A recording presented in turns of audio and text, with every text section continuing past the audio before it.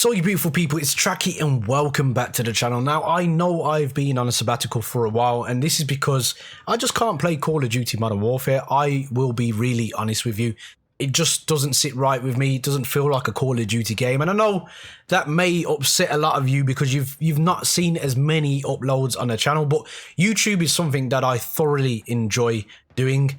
Now, when I start to feel like I don't enjoy it, then that's a problem for me. So instead of me turning around and hating YouTube, I stopped playing the game that was making me detest doing YouTube, because it was a case of me wanting to do a video, and I've wanted to do many videos, but then the thought of hopping onto a game that you don't like and, you know, having to play it to get some type of footage put in the background was just enough to turn me off and say, you know what? We'll wait till Call of Duty Warzone is released and then we will go from there. So the first thing I'll say is I am a absolutely massive fan of Battle Royale games. And it's quite weird, really, because it's funny how I launched myself into my first Battle Royale game. It was actually Fortnite. I was one of these people that said, I'm not playing that game, it's for children.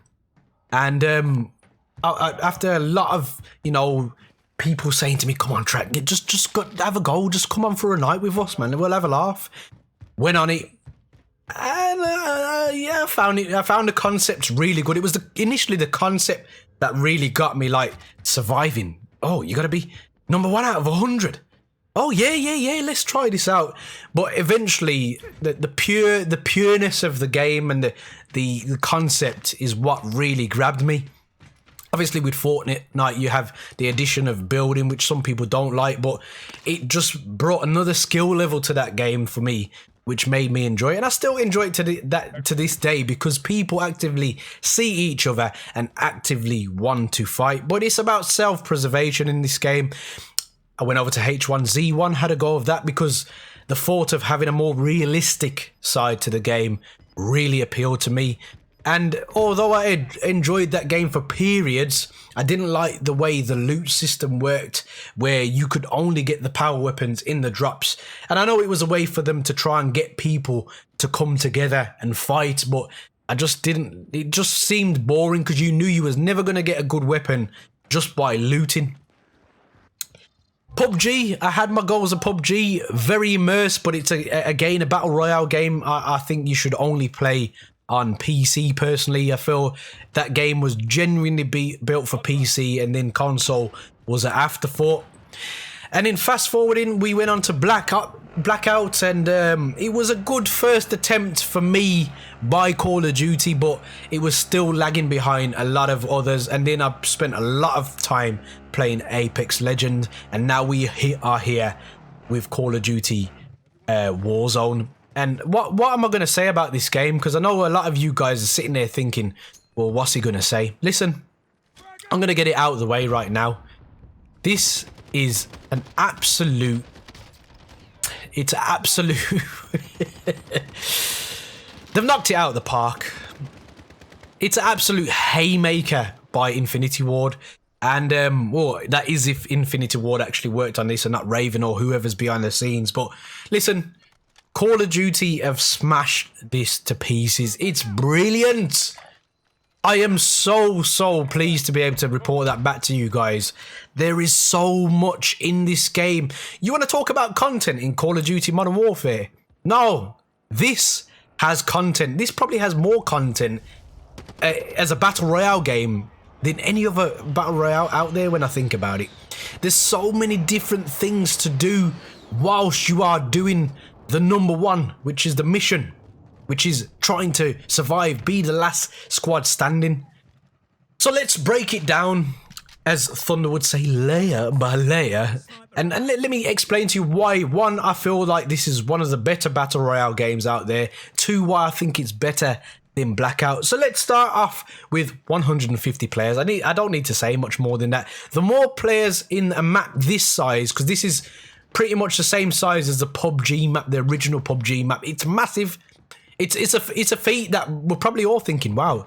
Or we're probably all not even thinking. A lot of people are probably taking it for granted how big this map is and how well they've actually done to make this happen with 150 players, because it's usually 100. So 100 players, 150 players, I should say, and boom, it just, there's so many different places to go on the map for a start. You've got things that are intertwined from the game. You've got Vacant in here. You've got that horrible superstore, Atlas Superstore in here. You've got Quarry from Ground War. So you've got places which are familiar to people that you can drop at and know where you are dropping. Because one thing I'll say to people who have never played Battle Royale before as a quick tip is, if you've never played a Battle Royale game before, you need to find somewhere on the map that you're going to land, and you need to constantly land at that location until you've scoped it out enough to know where the loot is, where there's safe places to hide if you get into a heated gunfight, but more importantly, where are weapons most likely going to spawn, because that's what you need. As soon as your feet touch the floor, you have a pistol in this game, which is slightly different, but you want a power weapon. You want something that's going to take out multiple enemies, because you're playing squads at the moment. There's no solos, there's no duos. I'm sure that will come down the line, but that's what you want. Now, I love the fact that you can cut your shoot. That's something that I've never really had before in a Battle Royale game. Maybe I didn't know how to do it in PUBG, if you could do it. But it seemed to me all other Battle Royales, you get to a certain point from the ground and then your shoot will come out, and that's it. Whereas this, you can cut it, drop, bring it out, cut it, drop, literally go right by the floor, put it out, and hope that you don't damage yourself whilst doing that, or kill yourself whilst doing that. So let's talk about the looting system, because this is the part of the game which I think is better than Blackout, but probably better for console players, especially, than most other Battle Royale games. Now, Fortnite is going to be put to the side here, because that is a very simplistic game, and I think that's why so many people started playing it. It's just very pure. And Call of Duty have tried to do something very similar. Initially, they went down the line of trying to follow people like PUBG, games like PUBG, not people, and with a more complex inventory kind of system. But what you'll find is, when you're doing crossplay, the console player is always going to be outdone by the keyboard player, because keyboard players can bind weapons and loot to certain buttons, so they can loot really quickly and always have an advantage over a console player. So this, it's just the DNA of Call of Duty runs through. You know you are playing Call of Duty, even though it's a Battle Royale. You know Warzone is a Call of Duty game, not by looks, but by feels. By feels. If you look down at the bottom right hand side of the screen, your loadout is the same as it is in multiplayer. The difference is, you start off with a pistol, you run around, ammo you pick up automatically, you hold square or whatever button it is on whatever you're playing on, and that will pick up those other pieces of equipment and weapons that you might want but you're not quite sure. So it doesn't just automatically pick up everything, it picks up the important stuff, which is the ammo. So it makes looting very, very user friendly, very quick, because sometimes you've already got the weapon you want, you don't want to pick up anything else but the ammo, because you need it, because you're running on low, you're on your last magazine, you're in a gunfight, your back's against the wall, you've ran around the corner for some cover, oh, there's some ammo, run over it, reload your weapon, get back into the fight. That's how it should work in Call of Duty, and that's how it does work in Warzone. It's brilliant, it's absolutely brilliant. In terms of the looting system, you've also got a currency system which is amalgamated to this. Now, basically, you run around the map and you will find cash on the floor. You get cash for kills, cash for challenges. The bounty challenges are brilliant. You'll find like a little box on the floor, and it will set you off on a challenge. So it seems to me that they've definitely taken some inspiration from a particular game called Grand Theft Auto. With the currency system, because you can go and buy weapons, beg your pardon, you can go buy kill streaks, you can go and buy self-revive, which is from Apex Legends, you can go and buy a UAV, and you can buy back your teammates. So this is, let's talk about that for a second, because this is absolutely brilliant. Now, previously, in Fortnite, you died as a teammate, and you got eliminated, so you got downed, and you got finished off. You had to sit there and wait for your team to play out that game and see what happens. And don't get it twisted. You could be there for 15 minutes at times, and you know what? It was fun to still sit there as a participating member, just observing your teammates and giving call outs. But then Apex Legends came with an absolute game changer, the respawn. Respawn by name, respawn by nature. And that just totally changed things, because when you got eliminated, as long as you got that player's beacon, you could respawn them into the game. So what has Call of Duty gone and done? Well, evidently they've gone and, you know, kind of copied that. Copying is the best form of flattery, apparently. But they've gone one better. So you can revive a down teammate, and if you don't revive them, obviously they get eliminated. If you get eliminated, you go to the Gulag. The Gulag is the showers map from the 1v1 maps, or the 2v2 I should say, and you go in there. It is quite the cinematics is really great. You're a prisoner of Warzone, or prisoner of war as they say. You get dashed into a cell, and then you have to fight for your life. So you literally fight to come back in this game and get redeployed back to your teammates. It's absolute stroke of genius, this is, because it's a mini game within a game while you're waiting to come back. And it means so much more, because if you fail, you let your teammates down as well as yourself, because your team are out in the battlefield fighting. They're in the war zone fighting for survival. They need you. They're a man down. They're a man down. You have to win that 1v1. So it's brought 1v1s back. But they're mandatory now. If you get down and eliminated, they are mandatory. And it's a stroke of absolute genius. So you'll be given a pistol or a shotgun. The other guys on the other side of the map, and then you've got to tussle it out between yourselves. And obviously, if you don't do it in time, then one of you can capture the flag, which is in the center of the map. But you have to win it if you want to come back, and it's brilliant. Now, if you fail in that and you get destroyed in there in the 1v1 me bro, you got destroyed, then there's one more chance for your team to buy you back for $4,500. So it's incentivizing people to loot, it's incentivizing people to do the challenges, it's incentivizing people to pick up the cash off the floor, because it's in your team's best interest for, if you don't win the 1v1, to buy you back. So there are so many different ways to keep people interested in this game, because there's nothing worse when I first started playing Fortnite than getting eliminated and having to sit there. Yeah, I could give my team additional information, but was you pissed off because you was the one who got eliminated? Did you look like the chump of the team? Of course you did.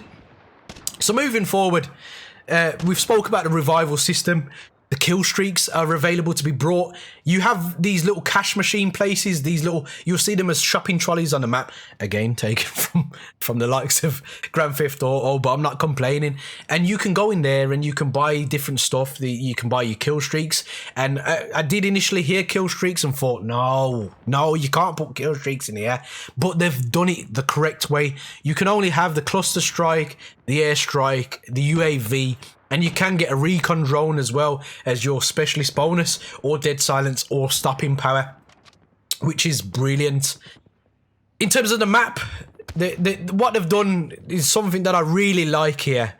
There's nothing worse than being in a battle royale and not knowing where to go. And as I've mentioned previously, if you drop into a battle royale game for the first time, you're not going to know where to go. So you've got to, keep diving at the same place. But here, you have places that you've probably already touched upon in the Modern Warfare multiplayer aspect of the game. If you play Ground War, you'll find Quarry. If you play multiplayer, you'll find places like Vacant, which you know your surroundings. So it's probably wise for you to drop there. And I really like that about this. In terms of the gun system, they've actually done the gun system correct. Now, the one thing I didn't like about the gun system in Modern Warfare multiplayer was they just done blueprints, which they'd classed as legendary and epic, which they just tart up with loads of different attachments, which actually made the weapon worse. Now, in this, you'll find a common scar will be just your bare bone scar, no attachments on it whatsoever. But as things become epic and legendary, they actually have stuff on them that make the gun actually better. I mean, I'll have a FAL here, which is epic, and it's got the scope, which is obviously going to give me a benefit over anybody using a standard FAL in this, because it's such a massive map. And that's why I'm currently using it, because I need that long range from the FAL. So it's brilliant in that aspect. But the one complaint I've got, and it's not a massive one, it's not a big one at all, is the loot drops. I'm sat on the fence on this at the moment, because I get why they've done it, but it seems quite powerful to me, really powerful. Now, if you don't know what the loadout drops are, in other games like Fortnite, like PUBG, H1Z1, you got drops. And in them drops were power weapons that would clearly going to be, you know, on the better side of RNG, put it that way. And you'll find epics, legendaries in them. In Call of Duty, what they've chose to do is loadout drops. Now, loadouts, if you get one of these drops, which you will risk your life for, because they often drop in the middle of a field, in the middle of the zone, you will be able to access your loadouts from Call of Duty multiplayer. That is bearing in mind if you have actually played multiplayer. So for those of you who like your 725 and think it's going to be useful, you can get it in here. For those of you like me who love your kilo, you can get it in here with all the attachments that you have on that particular weapon. It is your exact loadout with your perks. Now, it seems really powerful to me. I don't know whether this is because I'm just so familiar with that particular weapon, because I went on an absolute rampage with my kilo. But I get it. It was always going to drop a power weapon. So technically having your loadout is a power weapon, isn't it? And my kilo was only an epic variant. So I suppose they've kind of, you know, coded which is what, and it will tell you what your loadout is valued as. So it's something I'm still on the fence about, because perks are in the game, but you need to find them in loot drops, usually gold boxes, the orange, but the gold boxes basically. And they will give you stuff like dead silence, stopping power rounds, and you've got the kill streaks. So all in all, including the bounty, because the bounty is something you find these challenges, you can find bounty, it'll give you a bounty, and you go and hunt down this player and you'll get a nice cash reward for that. All in all, this game, in terms of longevity, has everything that it needs to be a successful game. It has everything in it to be fun. I tell you what, I played this game with 3 people I did not know for 4 games, and the pinging system was intuitive. Obviously it was stolen again from Apex, but it worked. I didn't have to say a word to anybody. I didn't have my mic on or anything, and I managed to communicate with them, and we actually managed to come 5th in that game, which I thought was a great result, bearing in mind it was my first ever game on Warzone. But playing with them, I had decent amount of fun, but playing with my actual friends, my 2 brothers-in-law, there's only 3 of us in our squad right now. We're about to win this game. I'm sorry, spoiler alert. We're about to win this game, but just the cohesiveness of the unit that you have to have, it's just everything that is a war game should be. It's everything that Call of Duty used to be, you know, working as a team. You know, it's just mind-boggling why they've taken so long to release. I know why they've taken so long, but it's just do you remember those days where for me it was coming from work, but some of you may be coming from college, coming from school, not coming from anywhere, and just turning it on and playing it all day. But when I used to play Modern Warfare 2, all I could think about was getting home, having a shower, and jumping on with all the lads. Now, my game used to be literally a lobby full of my colleagues from my train station and a couple of my family members and friends. And I couldn't wait for that feeling, and I wouldn't want to come off that game. And I'm happy to say that for the first time in a long time, I've gone on Call of Duty with my buddies, And that cohesiveness is there, that unit's there, that communication, that fun factor is there. We just wanted to play game after game. Even when you lose on this game, you want to go back on, straight back into the fray and get back on with it. And I think that is exemplary to this game. It shows exactly how well they've done with Warzone. I'm going to stick to my guns here and say Call of Duty, Modern Warfare, I think it's a hot mess. I don't think I'll ever play that game again unless they do the changes, which is very obvious they're not going to. But Plan B is here, and Plan B is better than Plan A. Call of Duty Warzone. I think you'll be very, very, very happy with this game. The shield system, brilliant. The looting system, absolutely brilliant. The kill streaks involved, brilliant. The chances to revive your teammates in several different ways, absolutely great. I mean, look at this now. My mate's reviving himself and we're about to win this game because we spent that cash that we hoarded, and the enemy was a bit, you know, they're rested on their laurels. So guys, down in the comment section, let me know your experiences. But I believe, look at it in an outro of this, all the people that have been murdered by us, well, not us, but you know, in the game. Brilliant, absolutely brilliant. I didn't think I was going to make this video and be this positive, but what a great game. Call of Duty Warzone. Well done, Infinity Ward, well done.